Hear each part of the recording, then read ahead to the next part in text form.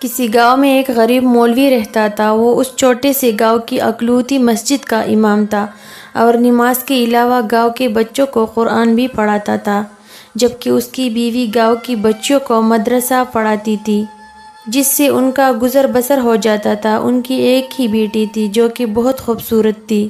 اس کی خوبصورتی کے چرچے دور دور تک پھیلے ہوئے تھے اور یہی بات گاؤں کے چودھری صاحب کے بیٹے تک بھی پہنچ گئی۔ اس نے موقع کی تلاش شروع کر دی کہ کسی طرح ایک بار اس حسین لڑکی کو دیکھ لے۔ آخر وہی کیا بھلا، ایک دن وہ مولوی صاحب کے گھر چلا گیا کہ کچھ نیاز وغیرہ دینے کے بہانے مولوی کی بیٹی کا دیدار ہو جائے گا، اور اس طرح وہ اپنے مقصد میں کامیاب ہو گیا۔ جب امام صاحب مسجد میں نماز پڑھا رہے تھے تو اس نے دروازے پر دستک دی اور مولوی کی بیٹی کی آواز آئی، کون؟ اس نے کہا کہ اس کے پاس کچھ سامان ہے جو چودھری صاحب نے بھیجا ہے، وہ لے لے۔ لڑکی نے کہا کہ آپ دروازے میں رکھ لے، میں اٹھا لوں گی۔ اس نے سامان رکھا اور وہی انتظار کرنے لگا۔ جب لڑکی نے سمجھا کہ سامان رکھنے والا چلا گیا ہے تو اس نے سامان اٹھانے کے لیے دروازہ کھولا تو اس لڑکے نے اسے دیکھ لیا۔ دیکھا ہی نہیں بلکہ اس پر عاشق ہو گیا اور وہی اپنا دل دے بیٹھا۔ لڑکا گھر آیا اور ضد پکڑ لی کہ اس نے شادی کرنی ہے تو مولوی کی بیٹی سے ہی کرنی ہے۔ چودھری صاحب اس رشتے کے حق میں نہیں تھے۔ انہوں نے بیٹے سے کہا کہ میں جا کر مولوی صاحب سے بات کرتا ہوں۔ چودھری صاحب آئے اور مولوی سے کہا کہ میرا بیٹا شراب پیتا ہے، جوا کھیلتا ہے اور ہر برائی ہے اس میں۔ میں اپنے بیٹے کے لیے آپ کی بیٹی کا رشتہ مانگنے آیا ہوں۔ اگر آپ انکار کریں گے تو میں ہنسی خوشی چلا جاؤں گا۔ یہ نہ سوچنا کہ میری ناراضگی آپ کی زندگی میں کوئی خلل ڈالے گی۔ اب ظاہر سی بات ہے مولوی صاحب نے انکار ہی کرنا تھا۔ چودھری صاحب گھر گئے اور بیٹے سے کہا کہ مولوی نے انکار کر دیا ہے اور اب دوبارہ کبھی اس گلی سے بھی نہ گزرنا۔ لیکن لڑکے کو بہت غصہ آیا کہ اتنی دولت، عزت اور شہرت کے باوجود مولوی نے یہ رشتہ کیسے ٹھکرا دیا۔ میں ضرور انتقام لوں گا، اور اس نے دل میں انتقام کی ٹان لی۔ ادھر مولوی صاحب کی بیٹی بیمار ہو گئی اور اسے پیٹ میں درد شروع ہو گیا۔ پہلے تو وہ گھریلو ٹوٹکوں سے علاج کرتے رہے، لیکن جب بیٹی کا پیٹ پھولنے لگا تو وہ گاؤں کے واحد حکیم کے پاس چلے گئے۔ اس وقت الٹرا ساؤنڈ وغیرہ اور جدید آلات تو تھے نہیں، لہٰذا حکیم صاحب نے بچی کی نبض چیک کی، پیٹ درد کی شدت کا جانچتے ہوئے بتایا کہ آپ کی بیٹی حاملہ ہے۔ مولوی کے گھر میں تو جیسے کوہرام مچ گیا، ایک قیامت آن پڑی۔ مولوی نے بیٹی کو بہت مارا پیٹا کہ کس کے ساتھ منہ کالا کروا آئی ہے، کس کا بچہ ہے تیرے پیٹ میں۔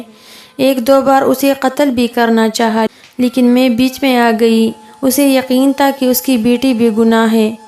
وہاں ان کی بیٹی بھی اس امتحان پر اللہ سے امید لگا کر بیٹھ گئی کہ اب کوئی معجزہ ہی اسے اس ناکردہ گناہ سے نکال سکتا ہے۔ ادھر چودھری کے بیٹے نے جب 2-3 بار مولوی کو بیٹی کے ہمراہ حکیم کے پاس جاتا دیکھا تو حکیم کے پاس چلا گیا۔ تھوڑی سی رقم ادا کی تو حکیم نے ساری بات اگل دی۔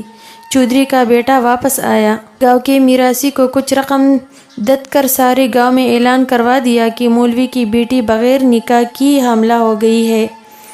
گاؤں کی عورتیں مولوی کے گھر آنے لگے اور پوچھنے لگے کہ ایسا کیا ہو گیا کہ بیٹی کو یہ گناہ کرنا پڑا، اس کی شادی کیوں نہ کروا دی، کس کے ساتھ منہ کالا کیا۔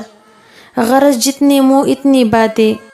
گاؤں کی پنچایت نے مولوی صاحب سے امامت واپس لے لی اور انہیں 1 ماہ کا وقت دے دیا کہ وہ اپنی رہائش کا بندوبست کسی اور گاؤں میں کر لے۔ گاؤں والوں نے بھی اپنے بچوں کو مولوی کی بیوی کے پاس بھیجنا چھوڑ دیا۔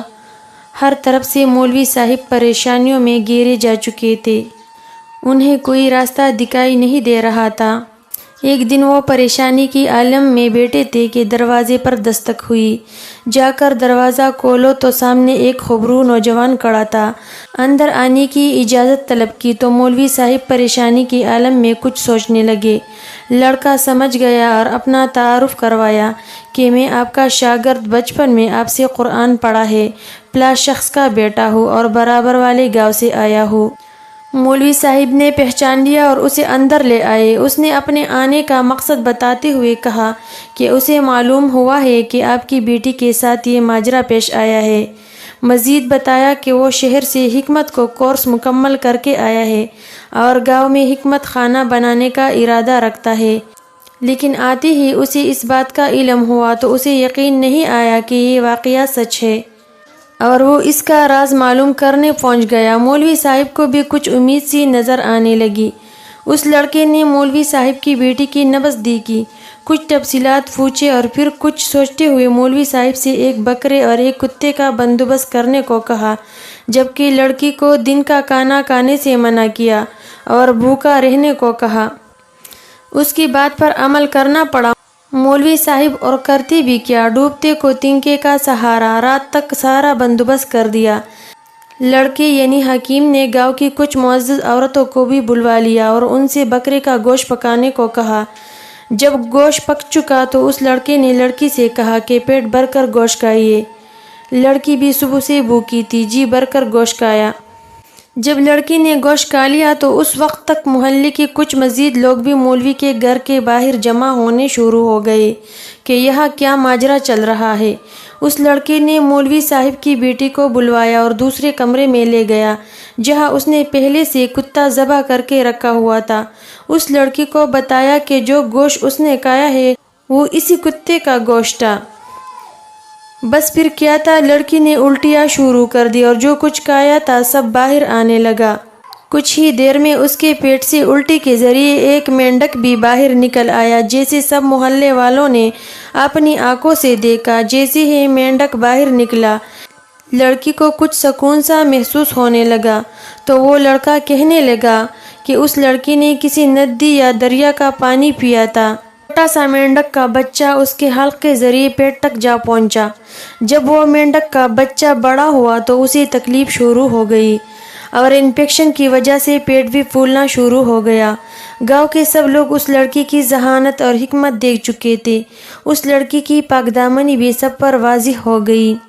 مولوی صاحب نے اس لڑکی کی اصرار پر اپنی بیٹی کا نکاح اس نوجوان سے کر دیا۔ یوں وہ ہنسی خوشی اپنی زندگی بسر کرنے لگے۔